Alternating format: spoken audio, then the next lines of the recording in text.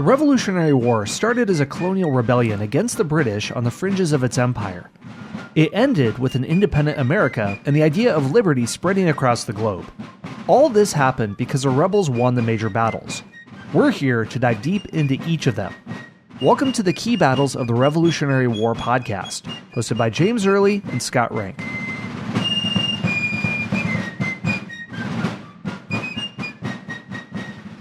Hey everyone, welcome back to our series on key battles in the Revolutionary War, where we talk about the 10 most important battles, but rarely do we manage to cover one battle in one episode. It typically spills over into 2 episodes.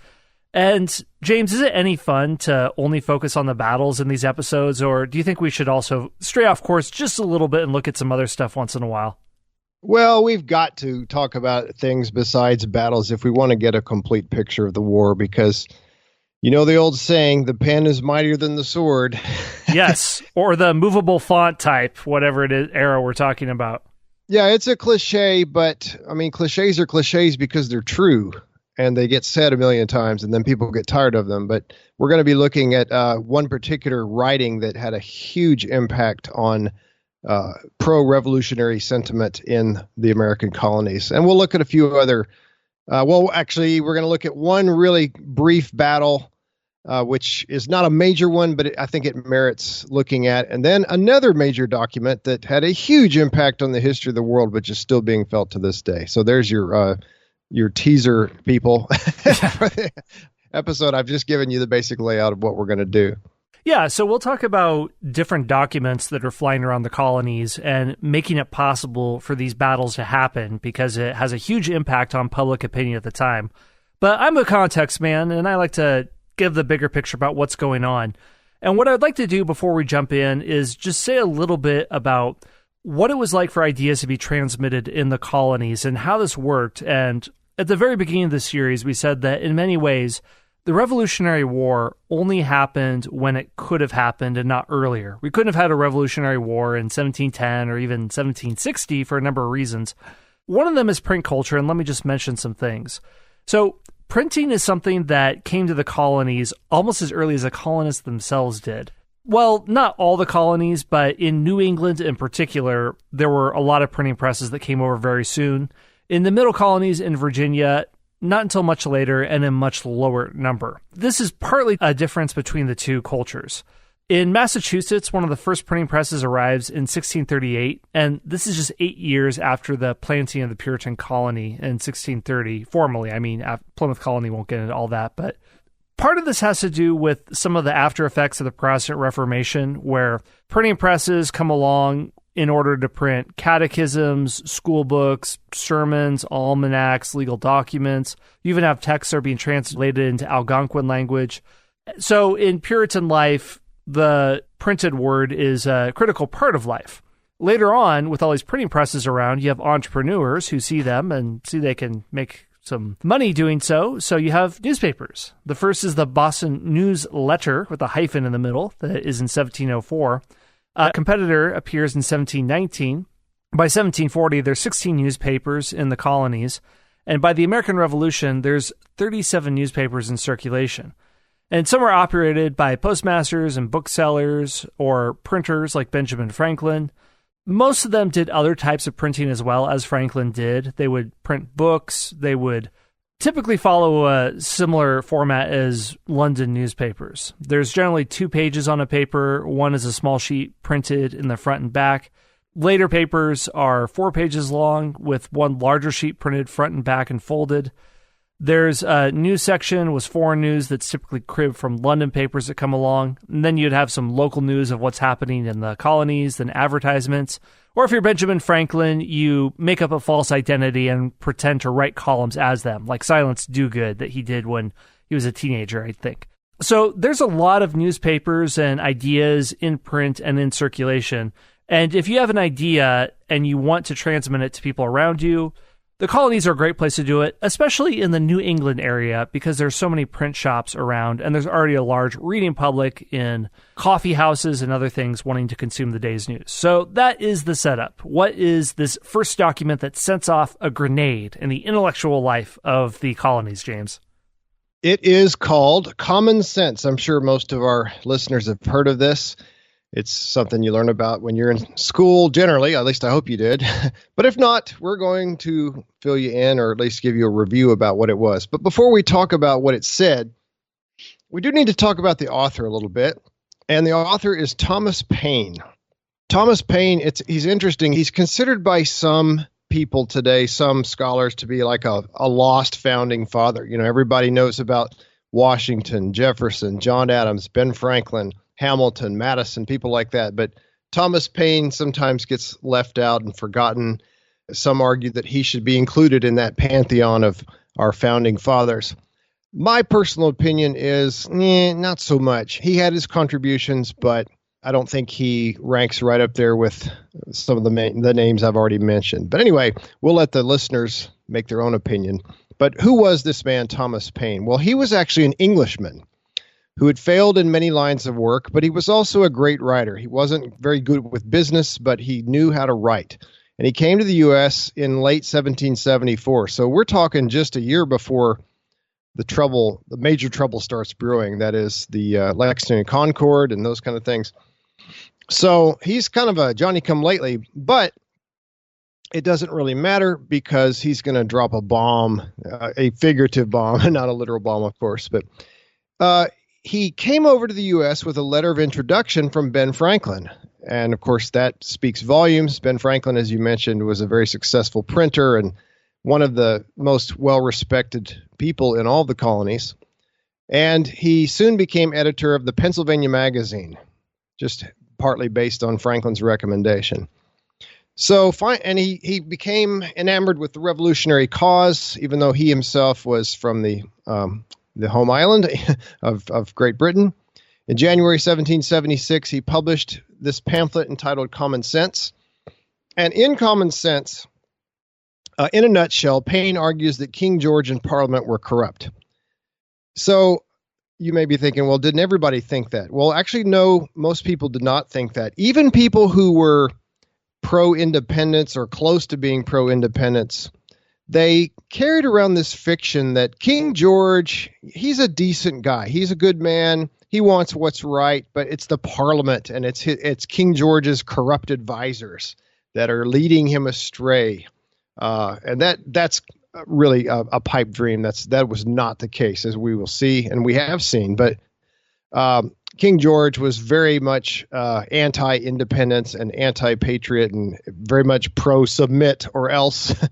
And so Paine kind of exposes him. Paine is one of the first people to really stand up and say in writing that, no, King George is not a decent guy that wants what's best for us. He is a tyrant. He argues that monarchy itself is a bad system of government and that the colonies should break away and form a republic. When he wrote, he used plain language so as to reach as large an audience as possible. And Scott knows, and I know, and those of you who've read anything written in the 1700s, you know that when people wrote back then, they used very flowery language. They used a lot of big, what we would call highfalutin words. Or maybe if you're a Southerner, you might say that. Yeah. But anyway, you read, for example, George Washington's farewell address, and it's not super easy to get through. You may have to have a dictionary handy. But Paine wrote in the language of the common people, and so that everybody could understand it. And the pamphlet sold a very large number of copies, and there's a big controversy about just how many did it sell. I've seen 100,000. I've seen 120,000. Other scholars say, no, there's no way it could have been that many. And others say up to 500,000 copies. Now, that would be truly amazing. That seems excessive, but we'll go with 120,000. And it sold this many in its first 3 months in print. And so a very large number of colonists read it.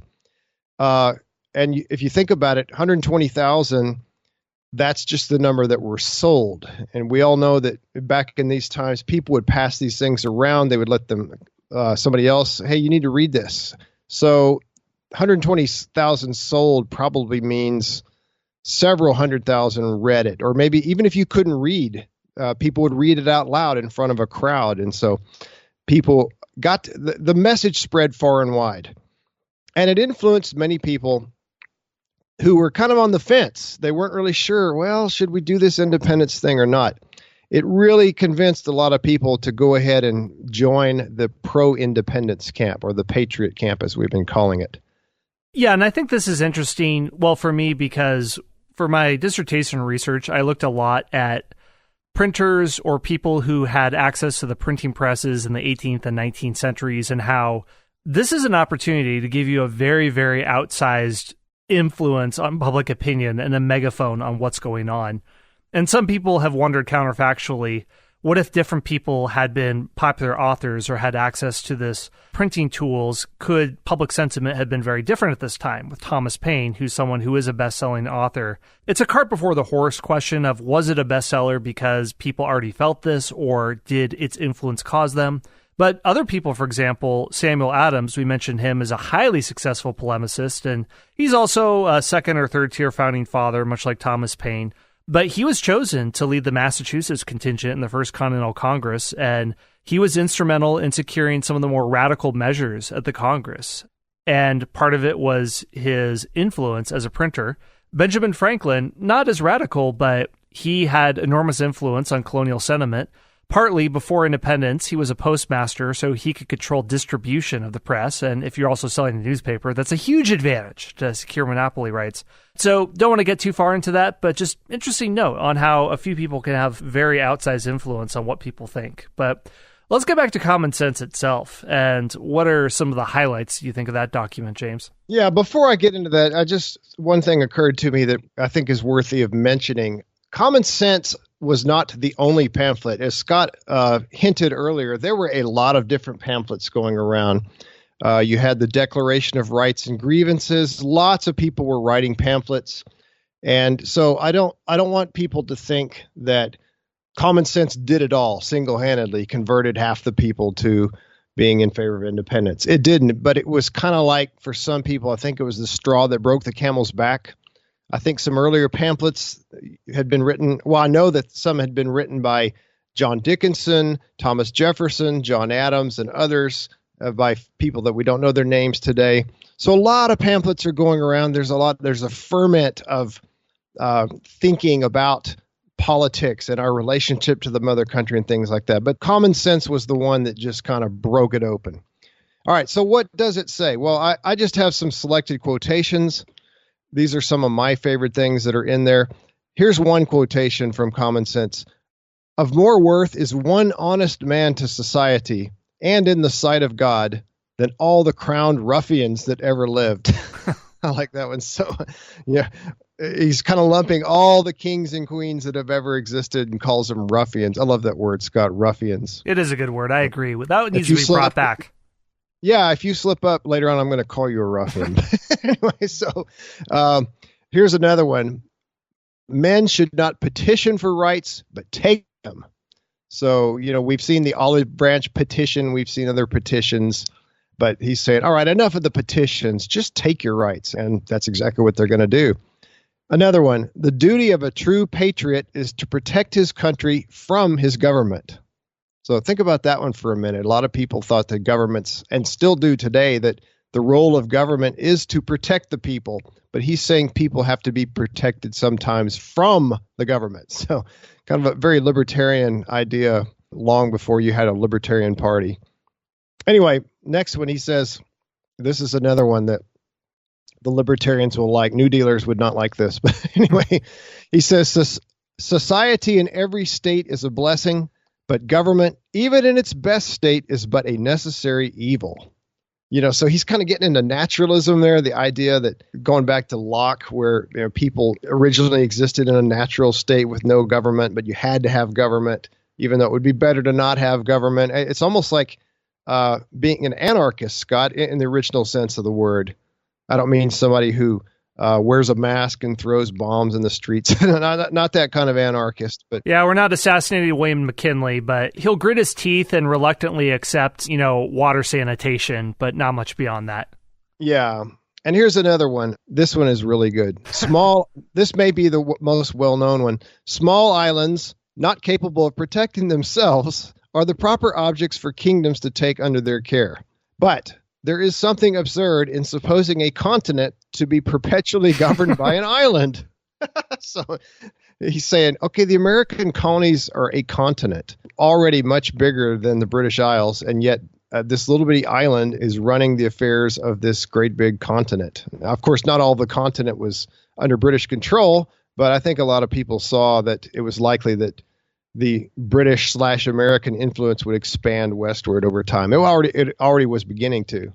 Yeah, I really like that. It makes sense, and it also says, hey, if you got a big navy like the British does, then you can violate all sorts of things.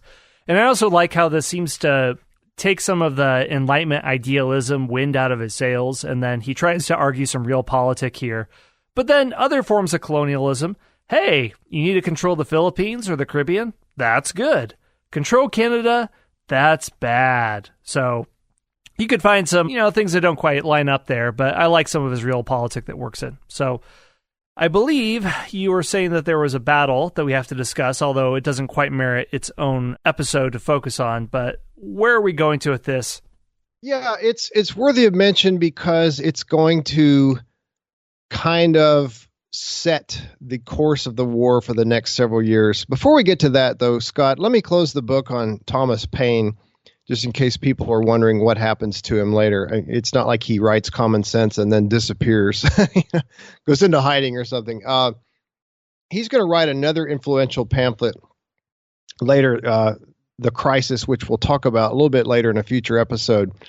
He actually ends up on with the Continental Army. He ends up marching with Washington for a while as a volunteer. He's not even in the army. He just goes to help out and do whatever he can. Later, he seems to get in trouble everywhere he goes. He has a hard time running his finances and just making a living. He ends up in France, and he becomes a big supporter of the revolution there, not surprisingly. He writes pamphlets there, and of course that revolution goes in a very different direction, so we're not going to go into that. But so Paine ends up really penniless and dies. I don't have the year in front of me, but he dies in obscurity, in poverty, and is really forgotten by many Americans. And I think it is worthy that we do honor his contribution to the American Revolution. But as I said earlier, I would not quite elevate him to the level of a Jefferson or a Washington or an Adams or anything like that. But he certainly, again, the impact of common sense cannot be overstated. We're going to see some other founding fathers wash up before all this is over, maybe in the epilogue episode. So Thomas Paine will be in good company or bad company, depending on how you define it. Exactly. All right. So the battle, we have talked, everything so far that we've talked about militarily has been in Massachusetts. And in fact, so far everything, well, except for the Quebec, that was, I forgot about that. I have a brief senior moment there, Scott. But everything was in the north. Okay, we can definitely say that. Everything was either in Massachusetts or New York State / Maine / Canada. But we haven't talked about the South hardly at all. Now, the British leaders believed that there were a very large number of loyalists in the South, and they wanted to help them, of course. They thought, well, if we can stir up these loyalists, we can make sure that the revolution doesn't really go anywhere in the South. Maybe it'll fizzle out, and then we can isolate Massachusetts and the northern colonies and just kind of bottle it up and nip it in the bud. So in regard to this, they sent an expeditionary force to Cape Fear, North Carolina, which would be under the command of General Henry Clinton. He's one of the three major generals that arrived when Gage was still in charge back in 1775. Clinton was told that when he and his force arrived, they would be greeted by a large loyalist force. Now, I should say there were quite a few loyalists in the southern colonies, but perhaps not as many as the British thought. Case in point. So Clinton goes down to Cape Fear, North Carolina, and there was no loyalist force at all. They didn't make it. They had been defeated by Patriots on their way to Cape Fear. So they tried to get there, but it didn't work. So Clinton says, okay, so much for our welcoming committee. Let's go somewhere else. So he decides to attack Charleston, South Carolina. Charleston was by far the largest city in the South, the major port of the South. And in fact, it's one of the largest cities in the entire colony, on all the 13 colonies. It's hard to believe today because today Charleston It's a beautiful city, but it's not very big. I think it has a couple 100,000. It's dwarfed by cities like New York and Philadelphia and Boston and others. But at the time, it was a major city. So they thought, well, let's go down and take Charleston, and then we can establish a beachhead, so to speak, a base there, and then we can hopefully get the South on our side and suppress the rebellion in the South. Washington learned of Clinton's intent to go down there and attack Charleston, so he sent General Charles Lee to Charleston to supervise construction of defenses. We're going to have a lot more to say about Lee in the future, but for now, he's going down to Charleston. He's going to beef up the defense and hopefully hold off the British. Now, the British assault force had about 2,900 soldiers and seamen, so it's a pretty good-sized force. When they arrived on June 4th, not July 4th, but June 4th, 1776, the British were greeted by a sturdy fort on Sullivan's Island, and that's one of the islands that's near Charleston. It was called Fort Sullivan. Later, it was renamed Fort Moultrie, and Fort Moultrie is still there to this day. You can go see it. I've seen it. It's a pretty nice, little, impressive little fort, well preserved. But anyway, so here's the fort. The fort guarded the narrow channel into Charleston Harbor, and many other forts were built as well. Well, the British Navy started blasting away at the fort, but its defenders, led by William Moultrie, hence the name of the fort later, William Moultrie holds firm.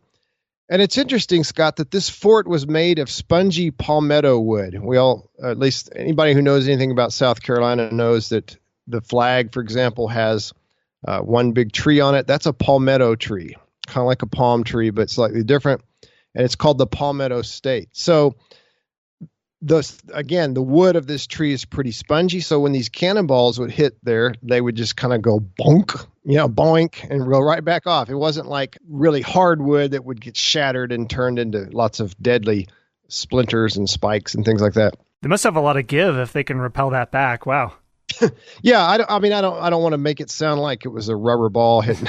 We're not getting into Looney Tunes physics here, where it stretches back 20 feet and then shoots back the cannonball with equal force. Yeah. Right. No, but they would kind of just hit it and go thud and not cause that much damage most of the time.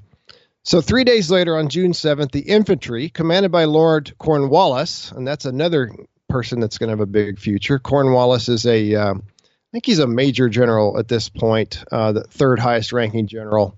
He might be brigadier. I don't know. But anyway, he was sent there. He was under Clinton. Cornwallis landed on what they thought was Sullivan's Island, but it turned out to be a different island. Wrong island.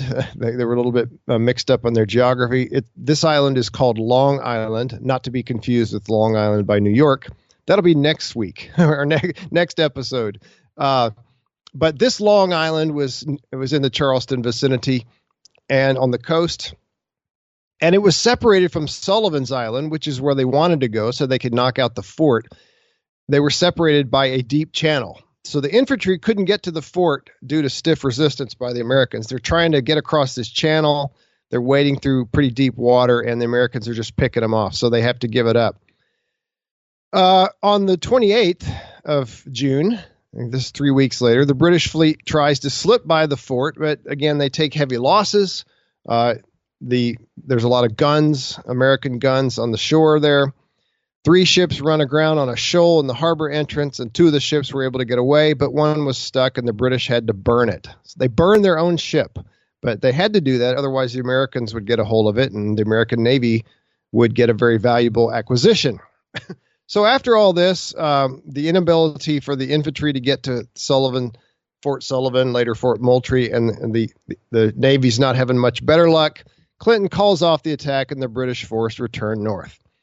So Charleston fights off the first attempt to invade it. The Americans only suffered 10 dead and 22 wounded.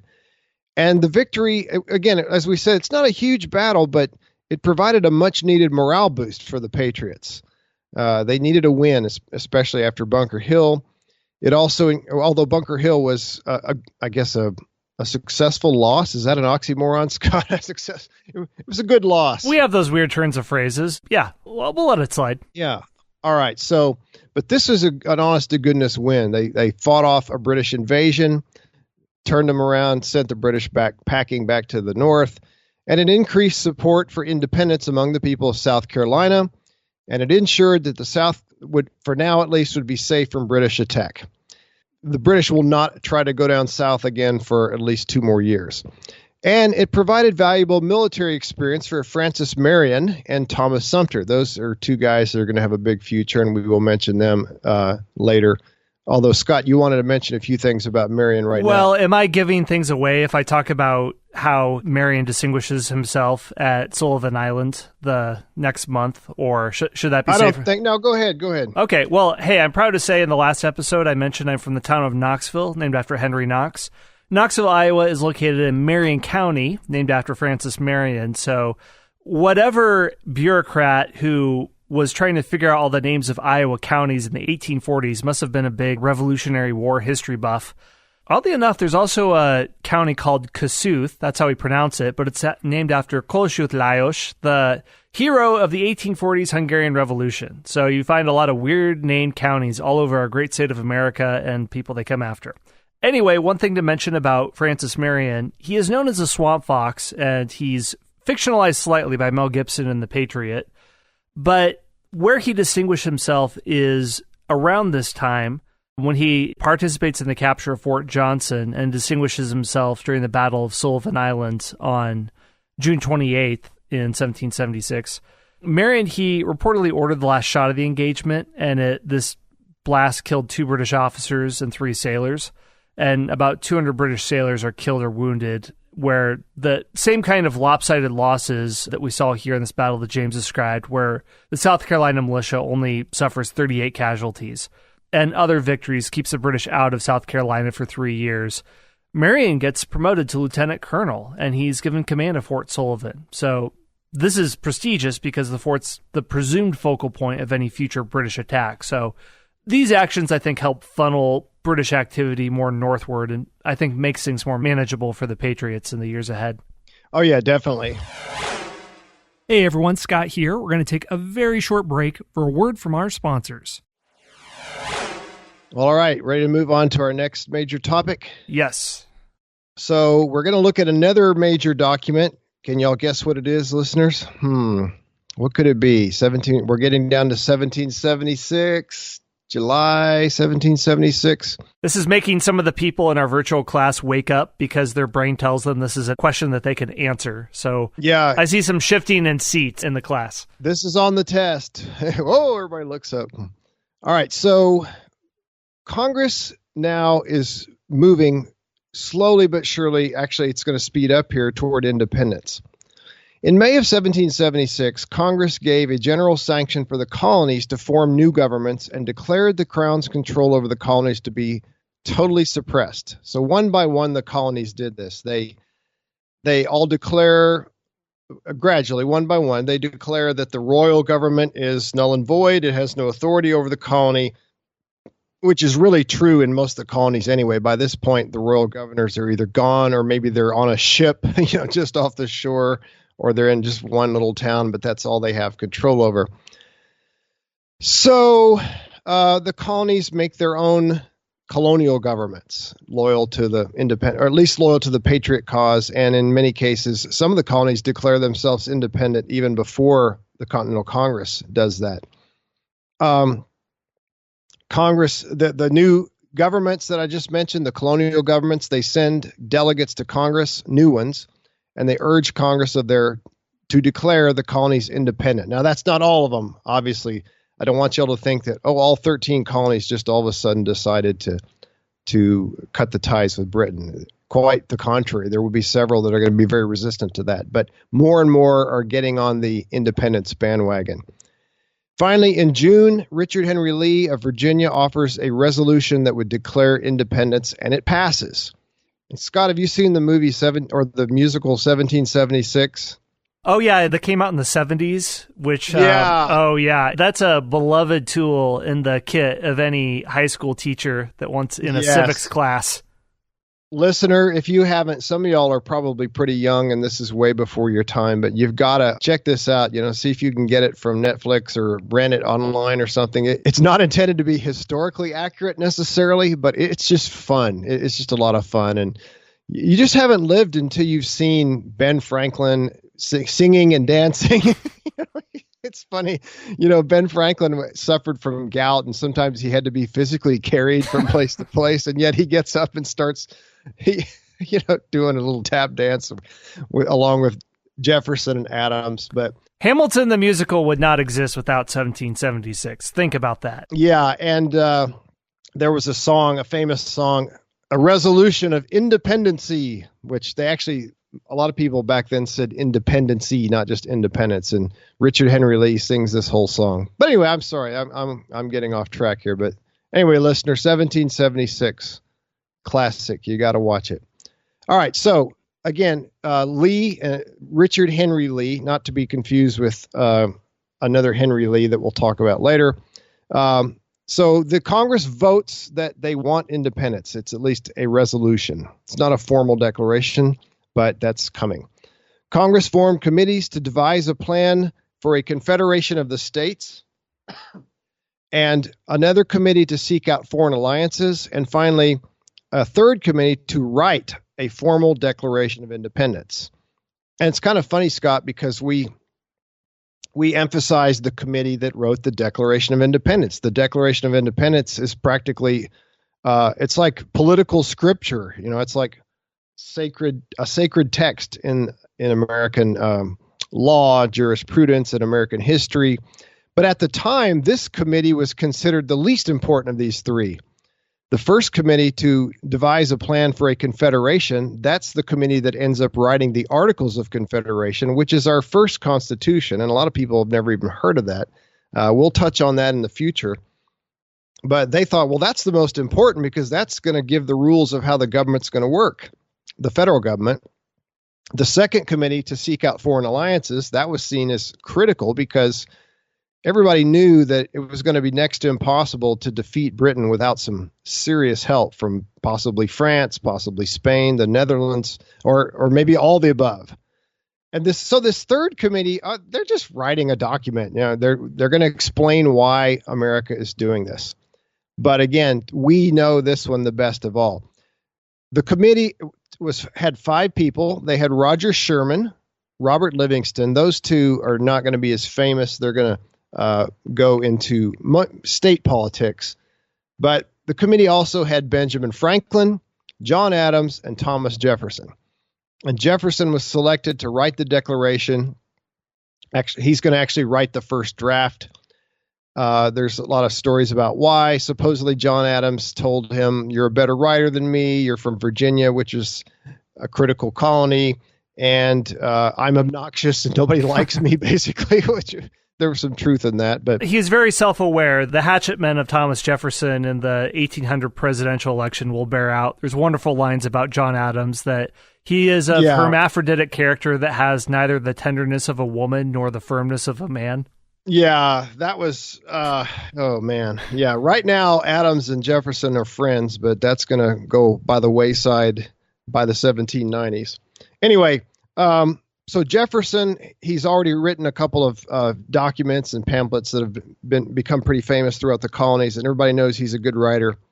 He's 33 years old, so he's, I believe, the youngest member of the committee, and definitely one of the youngest delegates to the Congress. So, and I'm thinking about 1776 again, where they show he goes up and locks himself in a room and nobody knows what's happened to him. And you go in there and there's 100 pieces of paper crumbled up on the floor. I don't know if it went that way, but Jefferson wrote the first draft. He showed it to the others and they suggested corrections, especially Adams and Franklin. This is dramatized very well in the John Adams miniseries. Again, I highly recommend that. And Scott and I'll put together a list of recommended shows and movies and musicals even about the Revolutionary period. There's not as many overall as there are for the Civil War, but there are a few in there, and some of them are quite good. The John Adams miniseries, which came out on HBO, I don't know, 10 years ago maybe. It's been a while. It's one of the best historical miniseries I've ever seen. And they, like, for example, in the first draft, Jefferson said, "We hold these truths to be sacred and undeniable." And Franklin says, "Sacred, that's that's a little bit too religious-y sounding. There's too much religiosity in that, so he had him change it. So after consulting with Franklin and Adams, Jefferson makes a few changes, and then he sends it to the entire Congress, and they make a lot of changes, and poor old Jefferson's like, oh, gosh, enough. This is my baby. Jefferson is probably thinking, I wrote it just like I wanted it, and we're making all these changes, but he very graciously allows the changes to be made. So on July 2nd, not July 4th, on July 2nd, Congress officially voted to declare independence from Great Britain. And so, I mean, really, Scott, our Independence Day technically ought to be July 2nd, but I think if you were to propose that, you would, it would not get very far. John Adams wrote a letter, I believe it was to his wife, Abigail.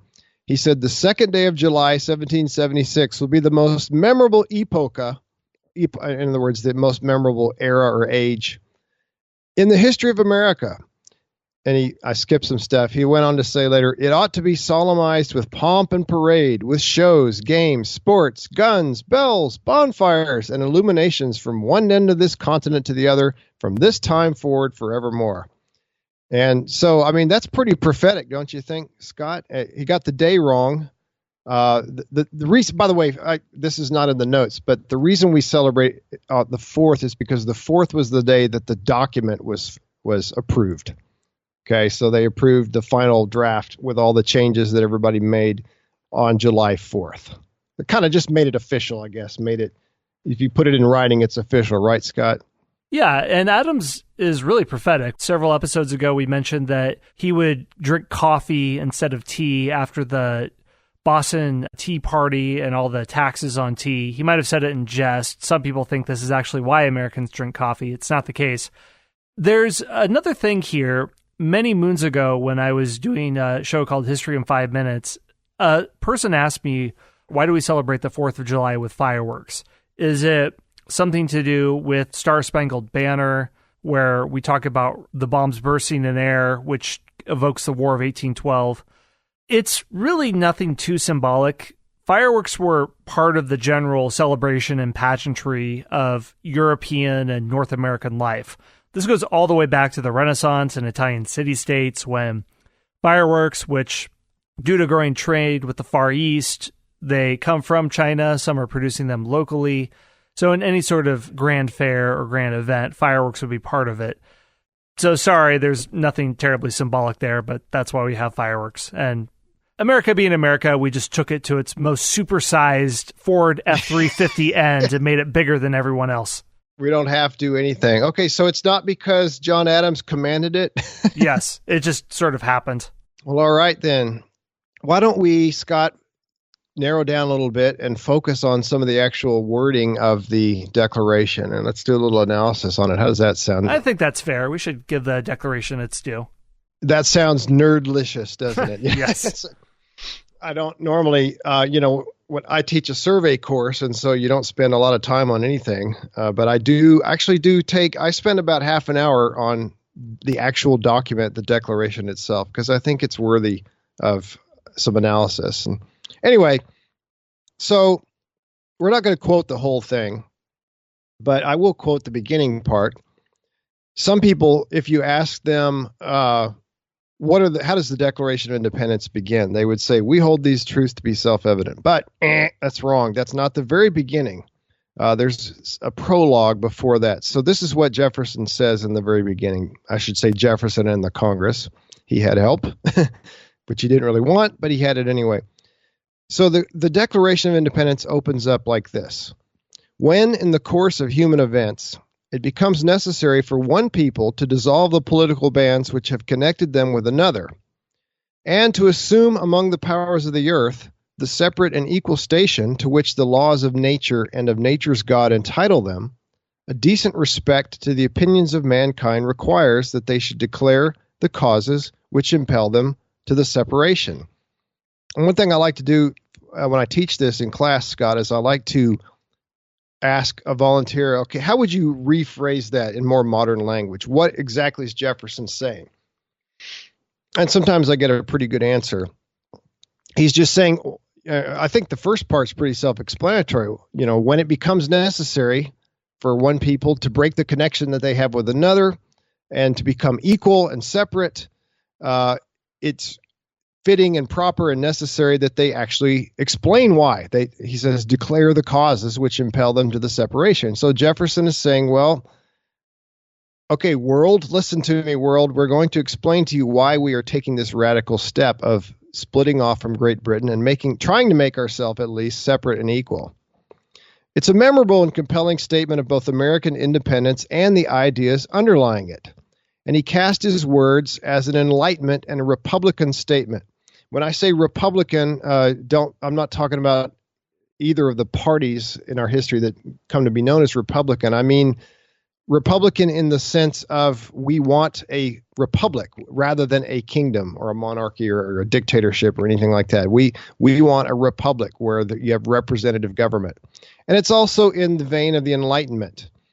And he stresses here that independence occurs as a human event in human history, not divine wonders or miracles.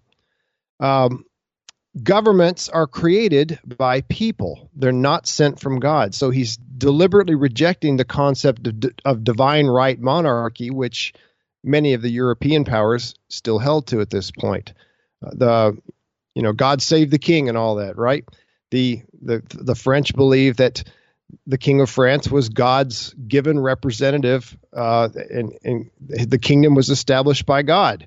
Same thing, the British, same thing, others. But since Jefferson is saying that governments do not come from God, they come from people, therefore they can be changed whenever people feel it is necessary. And these ideas come mostly from John Locke. Jefferson was heavily influenced by Locke. Of course, Locke is not the only philosopher that we see echoes of here. There are many others, but I would argue that Locke is the primary influence on Jefferson's thought. I don't want to say he had a copy of Locke open a book right next to him and he's just kind of copying out of it. No, he's not really trying to be original, though, and he even admitted that later. But neither is he just copying. He's read so much. He's read Locke and he's read Thomas Hobbes and he's read other political philosophers, and he's putting forth a lot of their ideas in his own words. And by the way, notice that he says here the laws of nature and of nature's God. So this is another Enlightenment idea. The Enlightenment philosophers believed in a God, but it's not necessarily the Christian God. It's not the God and Father of our Lord Jesus Christ. It's not the eternal second person of the Trinity. It's the God of nature. So yeah, if you're in the camp of arguing that Jefferson was a deist, then this would be a passage that you would use.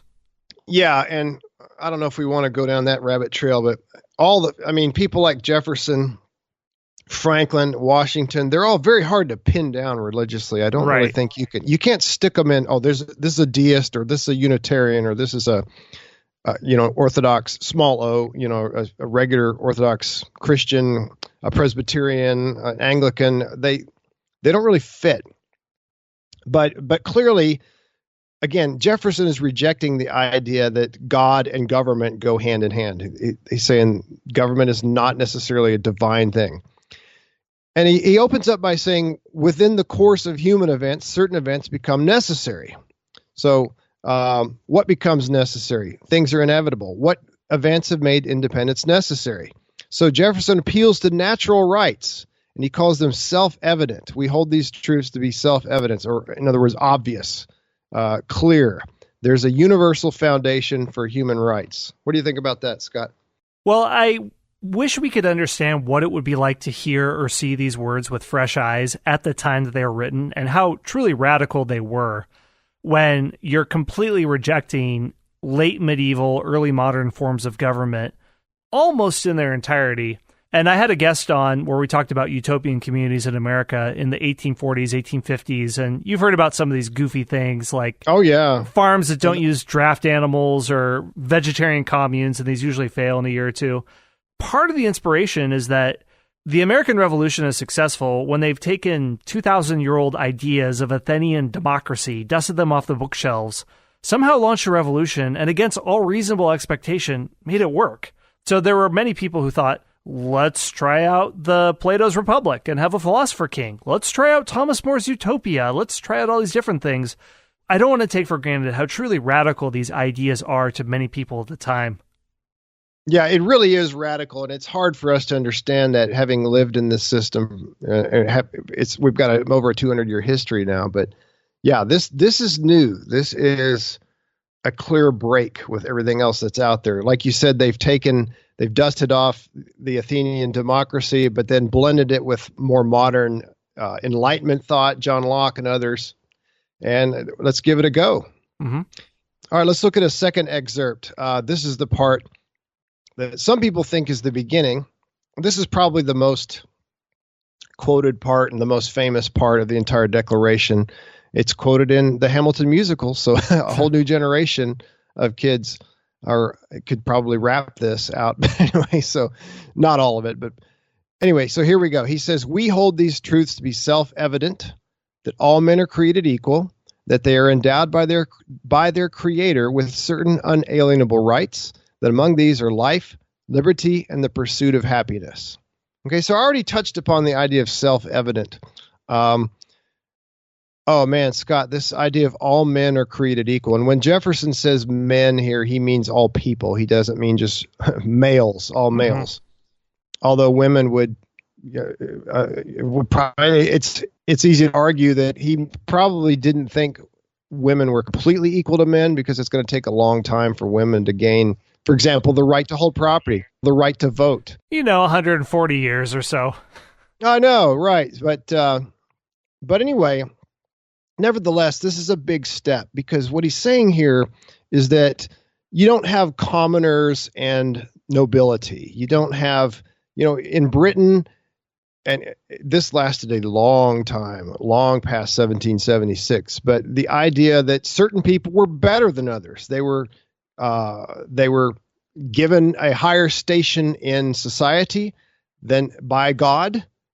So you had your commoners, your nobility, and people would have to do things like take off. If you were a commoner, you were supposed to take off your hat when one of the nobles came by.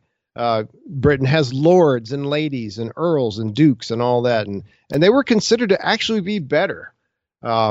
He's saying, no, we're not going to have that in America. He probably means white males at this point, but that's still a major step, Scott, forward in human history, that you're not going to have some white men that are better than others who have a title or something like that. Anyway, could go on all day about that. And it's still a very controversial passage. Jefferson has been called on the carpet for being a hypocrite, because here he is a slaveholder. It's holding, a large number of slaves, a couple hundred, give or take. The number changed from time to time. But here he is holding people in bondage and saying all men are created equal. But we'll pass over that. Yeah, listen to our Civil War series where we dwell more on how that people tried unsuccessfully to square that circle and how it was ultimately resolved. Yeah, it will be partially solved in the 1860s, but partially, yeah. Partially, yes, not completely for much longer. And some would say it still hasn't been solved completely. Hey everyone, Scott here. One more brief word from our sponsors. Everybody is given unalienable rights. In other words, rights that cannot be taken away by their Creator, by God. So again, government doesn't come from God, but equality and certain basic human rights do come from God. And he sums them up by saying life, liberty, and the pursuit of happiness. He's taken that phrase from Locke. Locke had talked about life, liberty, and property, but Jefferson broadens that third one. So it's not just property. I mean, property's great, but property might not be what everybody wants. He thinks everybody should have the right to pursue happiness, to have the freedom to do the things that they want to do, to have a fulfilling life. No one can take these rights away. So the first task of government is to make these rights secure.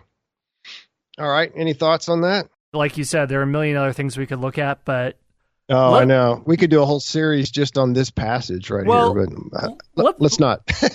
Let's not forget that the Declaration of Independence, it undergirds all of the American constitutional philosophy, But most of it is really complaining against a man who's been dead for over 200 years. So let's get into the complaints against this poor, unfortunate man. Yeah. So again, this has all been prelude. Now Jefferson gets into the meat of the problem. I'm leading up to it, but now I'm going to tell you specifically all the grievances that we have with King George and the British government. What exactly has he been doing that has driven us to this need to declare ourselves independence? So he starts out by saying, the history of the present King of Great Britain is a history of repeated injuries and usurpations. In other words, he's been taking things away from us, all having in direct object the establishment of an absolute tyranny over these states. To prove this, let facts be submitted to a candid world. So it's almost like he's an attorney. Jefferson was a lawyer by background, but he didn't really practice law for very long. But he's going to lay out the evidence. And most of these statements start out with he has. So it's a long sequence of he has. He has done this. He has done that. Let's look at a few of them. Not all of them, obviously. One of them is he has dissolved representative houses repeatedly for opposing with manly firmness his invasions on the rights of the people. So what is he talking about here? He's talking about how the royal governors had a bad tendency to dissolve the colonial legislatures when they didn't like what they were doing. And so he's saying we established these legislatures to run our affairs, and yet your representatives, O King, have been destroying is the word that came to mind, but just kind of messing with. Basically, the king is interfering with their right to govern themselves. Next, and I'm not going in strict order, but here's another one that was a really big beef. He has kept among us in times of peace standing armies without the consent of our legislatures. So he's referring in one case to the army that was sent into Boston in 1768 to keep the peace, the Redcoats. Normally, armies didn't get sent unless there was already a war going on, but that was broken during the period of unrest in the late 1760s, early 1770s. And as we will see, if you know American history, you'll know that throughout the early part of American history, the idea of a standing army was a big bugaboo. It was something that almost everybody was afraid of. They didn't want an army, and that's why the U.S. Army is just going to be tiny, tiny, tiny for a very, very long time. And Scott, that doesn't really change until after World War II.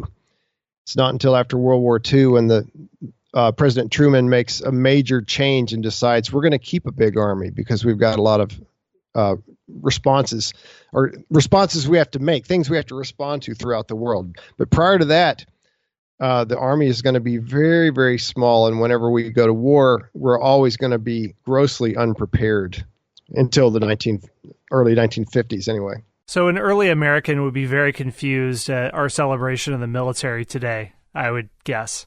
Jefferson would have, if he could be brought back to life, he would immediately die again because he would have a heart attack when he saw that we have, I don't know, what's the size of our military, several million around the world, and we've got ships and planes and tanks and everything, he would go nuts. But again, the fear was that a big army would be used to put down rebellions and to enforce tyranny upon the population. So that's what that's about. Another one, he has plundered our seas, ravaged our coasts, burnt our towns, and destroyed the lives of our people. And I'm sitting here thinking, oh, just you wait. He hasn't even gotten started yet. Next time, he is at this time transporting large armies of foreign mercenaries to complete the works of death, desolation, and tyranny, already begun with circumstances of cruelty and perfidy scarcely paralleled in the most barbarous ages. Okay, I love that. Those Hessians, man, they're a rough crowd. And totally unworthy of the head of the civilized nation. So, okay, Jefferson's going over the top here a little bit, don't you think, Scott? I mean, he sends a few thousand Hessians and he's saying this is scarcely paralleled in the most barbarous ages. He's trying to sell his point, so it's salesmanship right here, pure and simple. Yeah, I mean, he knows that most of the people reading this are not going to have a PhD in history and can say, oh, well, what about this time? Or, what about the Mongols? Or what about this or that? And then the last one I want to quote is, In every stage of these oppressions, we have petitioned for redress in the most humble terms. Our repeated petitions have been answered only by repeated injury. A prince whose character is thus marked by every act which may define a tyrant is unfit to be the ruler of a free people. So again, Jefferson, if I could paraphrase, he's saying we've asked and asked and asked. We've sent petition after petition trying to get some relief. And he said, nope, sorry. And so he's saying that King George is unfit to be the ruler of a free people.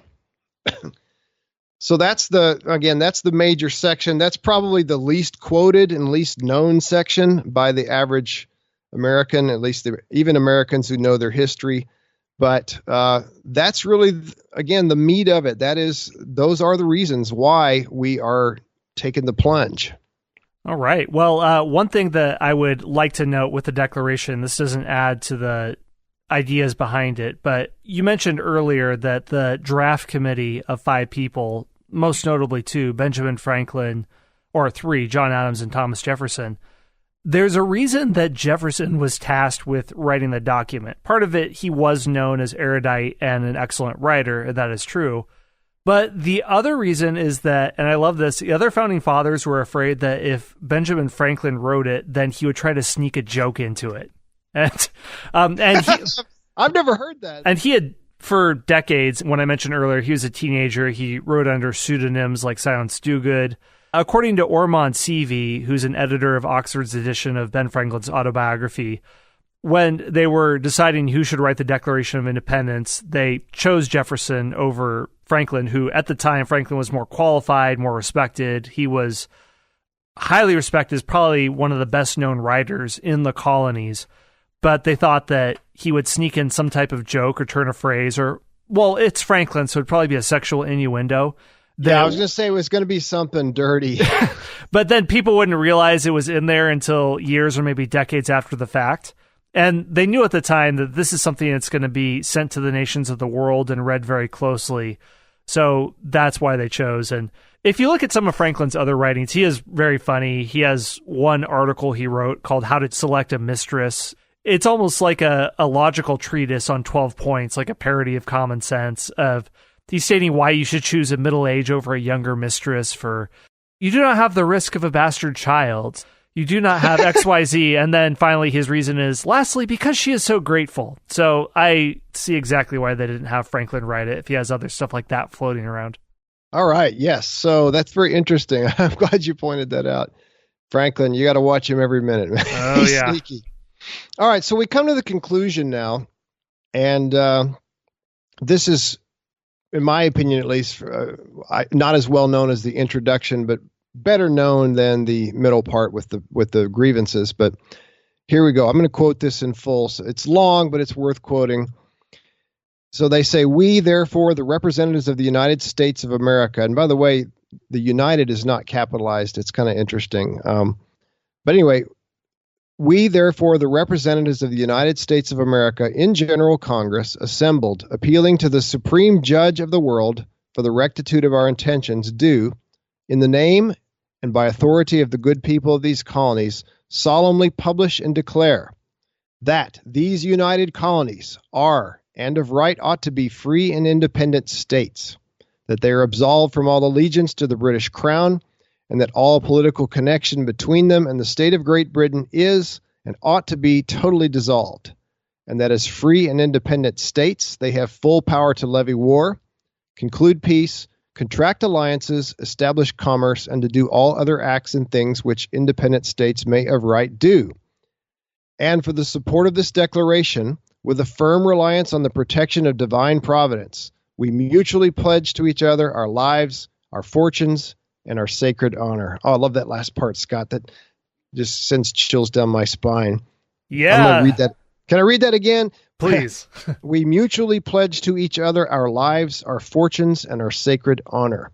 And this wasn't just flowery language, Scott. They weren't just using hyperbole or just trying to sound highfalutin. I keep coming back to that word, but anyway. It's Texas where you're recording from, yeah, so it's fair. Yeah, sure. Got to use some Texas words, but they really were pledging their lives. You know, if the guys that signed this document, if the revolution were put down, we know what would have happened to them. The British government didn't mess around with traitors. They would have, in most cases, probably been hung by the neck until dead. So they really were pledging their lives and their fortunes.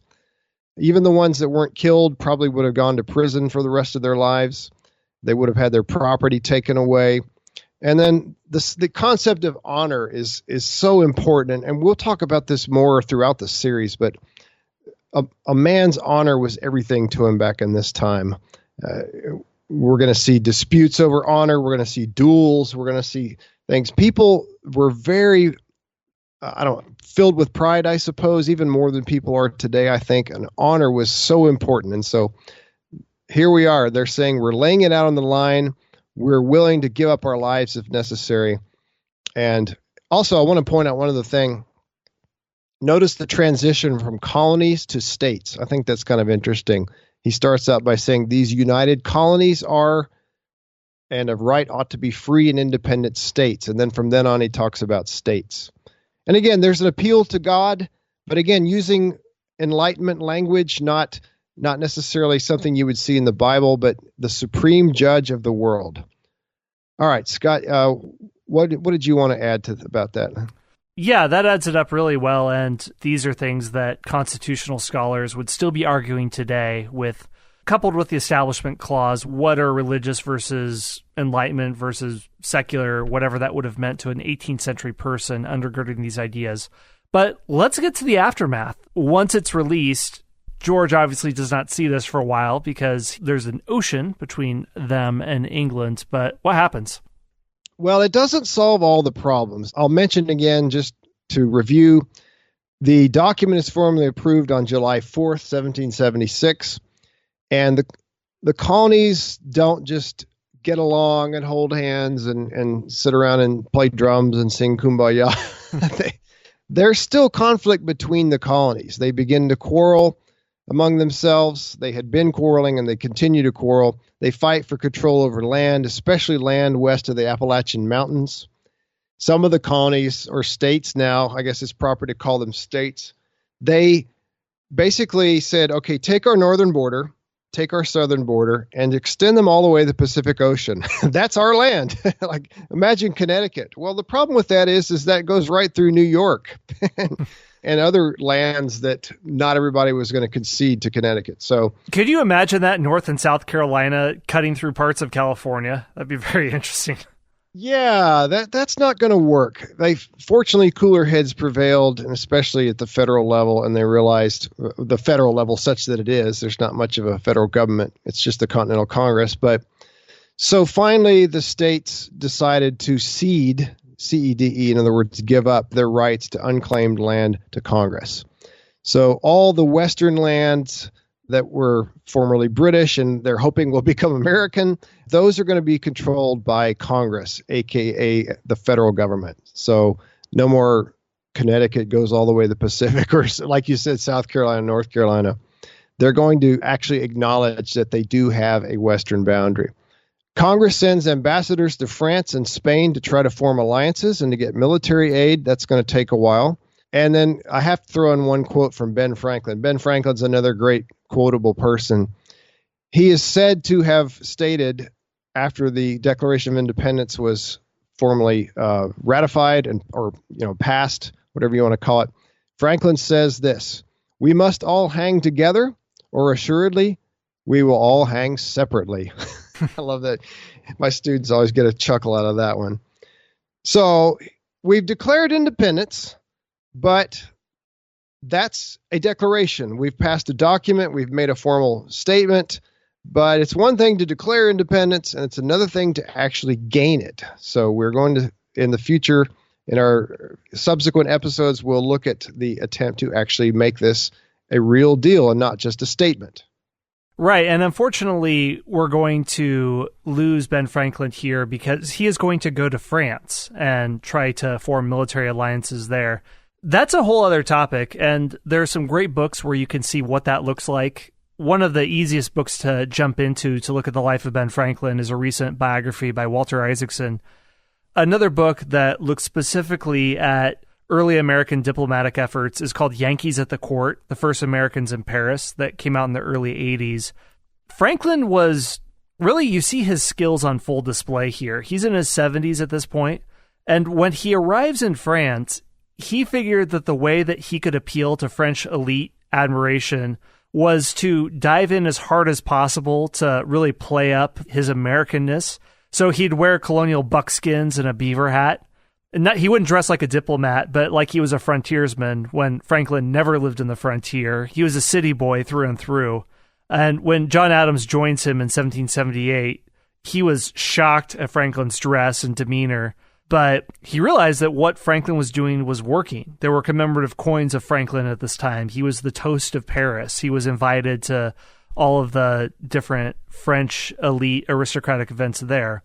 So it's unlikely that any ordinary diplomat would have achieved what Franklin did, but he was able to understand how to gain the sympathies of his audience. And lastly, this really inspires me because, James, both you and I had spent time in foreign countries and had struggled with native languages. And there's a tendency when you're not communicating primarily in your native language that you assume everyone thinks that you're stupid because you mispronounce things, you say things incorrectly, and therefore you really can't do anything meaningful in life. Franklin spoke terrible French when he was in France. Yeah. He wasn't like Thomas Jefferson, who was a lifelong Francophile. Jefferson, I'm sure, would have spoke gorgeously and could quote philosophers, or he would have just quoted them original Latin because that's who Jefferson was.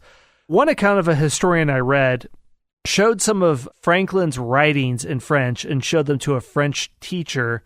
And the French instructor said that Franklin could have had maybe a B- for comprehension, which is the easiest part of language. He would have had a C for spoken French, or a C or C-, and an F for written French. Oh, man. So his French was terrible, but he successfully negotiated an alliance with one of the most powerful nations in the world at the time. So think about that. If you have the cleverness to use what you have, even if it's not great, you can accomplish great things. So I'm inspired by that aspect of Benjamin Franklin. Yeah, it's an amazing story. And once again, I got to throw in a plug for the John Adams miniseries. This whole episode of Franklin's time in Paris and his interactions with John Adams, very well portrayed in there. Yeah. The man who plays Franklin is brilliant. What is his name? Tom Wilkerson. He's a character actor. You recognize him when you see him in movies, but you forget who he is. He's one of those guys you see in all these movies. Yeah, he gets into the character so much you don't even recognize him. And then later, after it's over, you think, wait a minute, what have I seen him? And you Google it, and it's like, oh, really? Tom Wilkerson plays Cornwallis in the movie The Patriot. Right. I noticed that when I saw IMDb. That was a nice connection there. And he plays LBJ in the movie Selma, which, of course, that's way out of our time frame here. And he also plays a Southern senator in the movie The Conspirator, which is about the trial of the Lincoln conspirators after Lincoln's assassination. So he's very versatile, but he keeps popping up in these historical movies as totally different people. I love his Franklin. He's so good. Right. He's a statesman, clever, also the dirty old man. So maybe that's why he does so well in France. But he was the right person for the time. John Adams was not. No. But great for England. Maybe we won't give away too much there. But yeah, Franklin, sad to lose him at this point, but great story. So I recommend reading up at his experiences in France at this time. All right. Well, that is the Declaration of Independence and events leading up to it. We're going to return to our military history narrative in the next episode, and likely the one after that. We're going to look at the New York campaign. Thanks for listening to the Key Battles of the Revolutionary War podcast. If you'd like more info, go to keybattlesoftherevolutionarywar.com, where you'll find show notes, maps, and other resources that we talk about in these episodes. And if you like the show, please rate and review us on the podcast player of your choice. It helps us grow the show and reach new listeners. Until next time, my friends, grab your tankard of ale or glass of Madeira and raise a toast to liberty.